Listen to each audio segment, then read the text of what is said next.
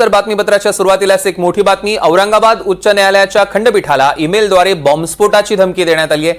दुपारी 12 वाजण्याच्या दरम्यान ही धमकीची माहिती समोर आली आहे। त्यानंतर सुरक्षा यंत्रणांना सतर्क करण्यात आलंय। धमकीचा ईमेल प्राप्त होताच हायकोर्ट प्रशासनाने त्वरित पोलिसांना याची माहिती दिली।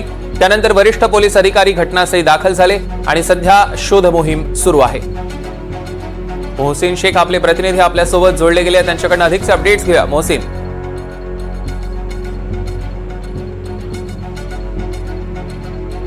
खंडपीठाला एक मेल आलेला आहे ज्यात हे खंडपीठ बॉम्बने उडून देण्याची धमकी देण्यात आलेली आहे। त्याची माहिती मिळताच स्थानिक पोलीस असतील किंवा एटीएस असतील ते तात्काळ या ठिकाणी पोहोचलेले आहे। डॉग स्क्वॉड देखील या ठिकाणी पोहोचलेले आहे। संपूर्ण खंडपीठ परिसरात जे आहे तर डॉग स्क्वॉड कडून जे आहे तर तपासणी केली जात आहे। एटीएस पथक जे आहे ते देखील तपासणी करतायत।